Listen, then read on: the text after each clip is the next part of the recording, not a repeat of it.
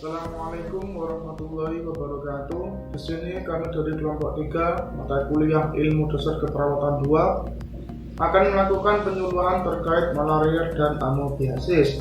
Sebelumnya perkenalkan terlebih dahulu anggota dari kelompok 3 di antaranya. Yang pertama Alif Aji Uzayani, yang kedua Binti Nuriana, yang ketiga Dinda Riana, yang keempat Firda Rahma, yang kelima Lulu Habibah, yang keenam Nurul Hibatullah, yang ketujuh Uci Fajar Eka Sosialawati. Baik, langsung saja masuk pada pembahasan pertama yang akan disampaikan oleh Alif Aji.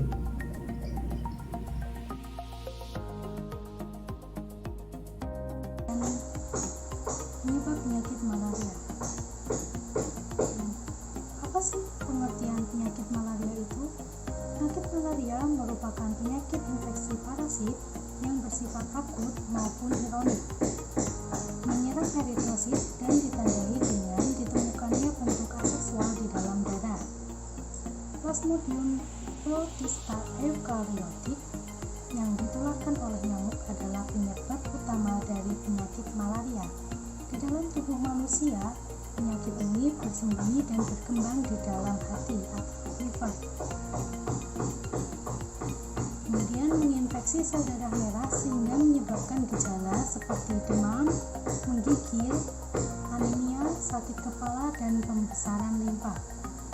Yang mana pada kasus yang parah akan mengarah ke koma atau tidak sadarkan diri dan kematian. Infeksi malaria dapat berlangsung tanpa komplikasi ataupun mengalami komplikasi sistemik yang dikenal sebagai malaria berat. Penyakit ini disebabkan oleh parasit malaria yang merupakan golongan Plasmodium. Parasit protozoa penyebab penyakit malaria ini ditularkan melalui gigitan nyamuk Anopheles betina. Protozoa parasit jenis ini banyak sekali tersebar di wilayah tropis dan subtropis, terutama di daerah yang berhutan dan mempunyai iklim basah, seperti di Amerika, Asia, dan Afrika.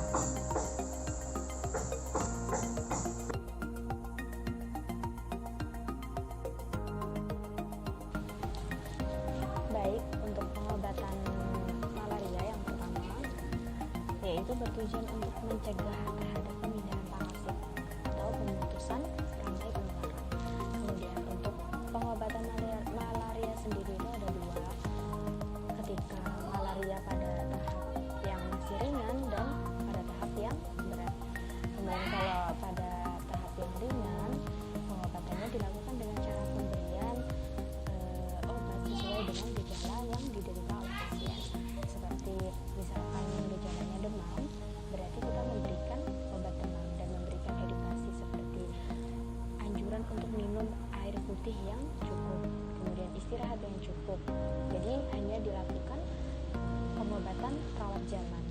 Kemudian jika malarianya itu sudah yang tahap berat, maka diharuskan untuk pergi ke dokter dan dilakukan perawatan inap atau di rumah sakit, karena untuk mencegah terjadinya penularan pada keluarga yang lain, pada orang-orang yang lain di sekitar pasien, maka lebih baiknya pasien itu dirawat di rumah sakit dengan anjuran dokter dan pemberian obat.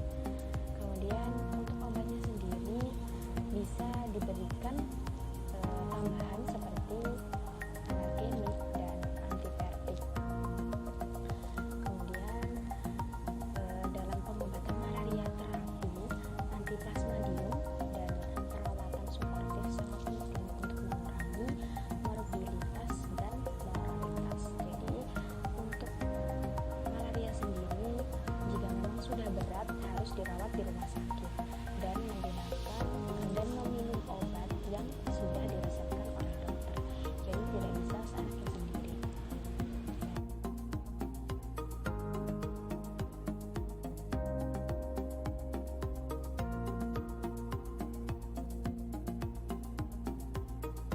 Cara pencegahan penyakit malaria dapat dilakukan dengan 3 cara, yaitu kita harus mengetahui kebiasaan ataupun perilaku nyamuk Anopheles menyebab penyakit malaria tersebut.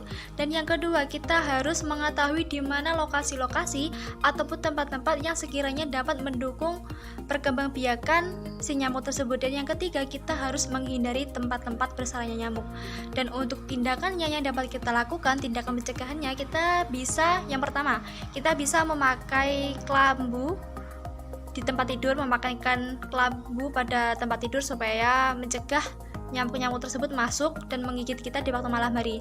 Dan yang kedua, kita juga dapat memakai lotion anti nyamuk. Dan yang ketiga, yang paling penting adalah kita harus menjaga kebersihan lingkungan.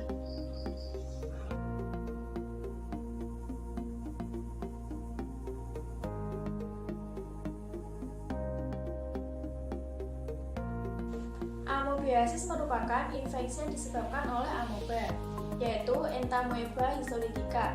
Namun juga amoebiasis merujuk kepada infeksi dengan amoeba lainnya. Amoebiasis dapat dilakukan oleh amoeba yang parasit maupun amoeba yang hidup secara bebas. Entamoeba histolytica adalah suatu parasit yang sering ditemukan dalam usus besar manusia, primata tingkat tinggi tertentu, dan beberapa binatang jinak rumahan atau komensal.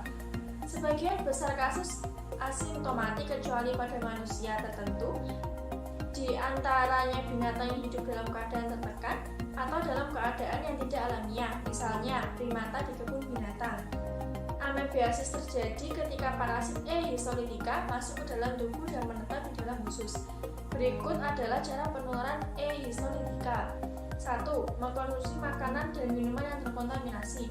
2. Bersentuhan dengan tanah, air, pupuk maupun tinja. 3. Bersentuhan dengan benda yang terkontaminasi histolytica.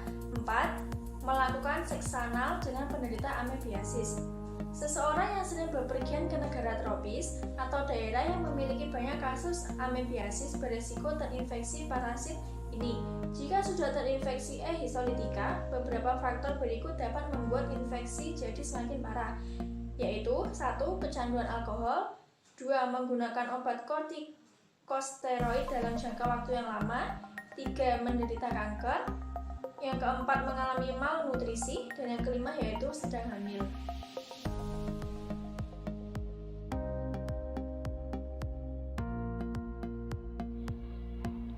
Pengobatan amoebiasis. Pengobatan yang diberikan pada penderita amoebiasis yang invasif yang berbeda dengan non-invasif.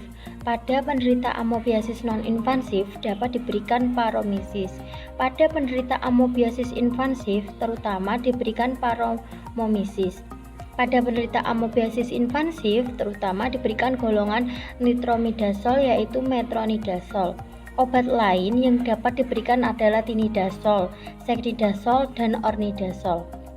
Obat amoebiasis dapat dikelompokkan menjadi 2 kategori, yaitu obat yang bekerja pada lumen usus dan obat yang bekerja pada jaringan. Yang pertama, obat yang bekerja pada lumen usus.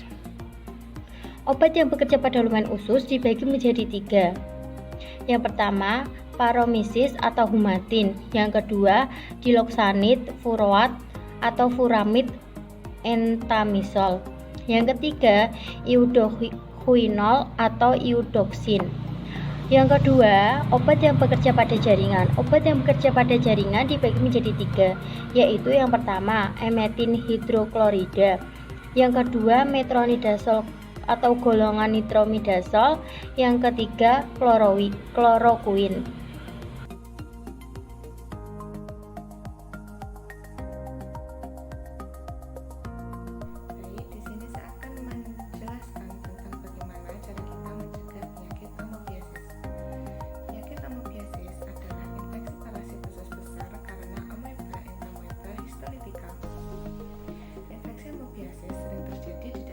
Dengan air yang tidak diolah. Infeksi ini menyebar melalui minuman atau makanan yang tidak dimasak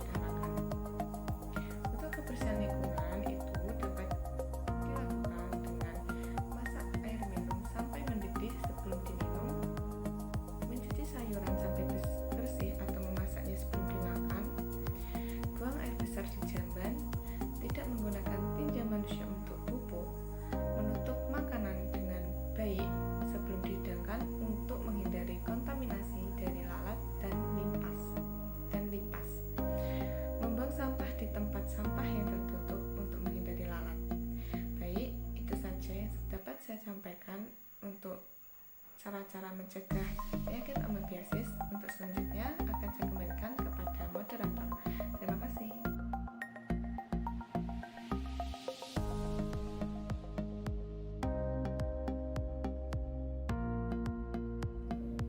Kesimpulannya adalah penyakit malaria merupakan penyakit infeksi parasit yang bersifat akut maupun kronik dan menyerang eritrosit disebabkan oleh parasit malaria yang merupakan golongan Plasmodium.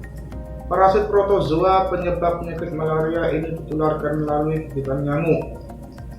Untuk menghindari diri dari gigitan nyamuk yaitu dengan cara tidur menggunakan kelambu, kulit dibaluri obat anti nyamuk, memelihara ikan pemakan jentik nyamuk, dan lain-lain.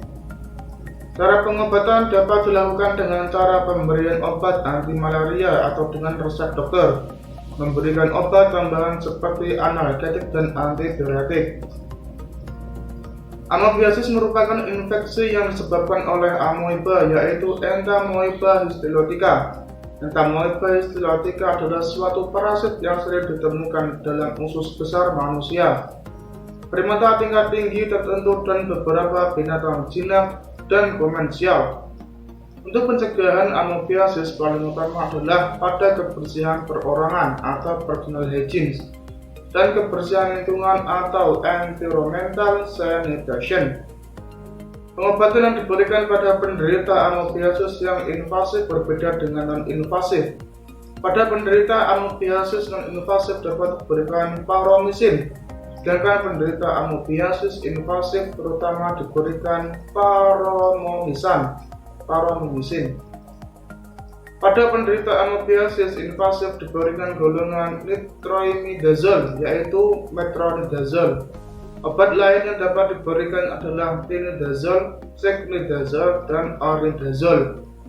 Mungkin cukup sekian dari penjelasan kelompok kami mengenai malaria dan amoebiasis, dan untuk kurang lebihnya kami mohon maaf yang sebesar-besarnya. Wassalamualaikum warahmatullahi wabarakatuh.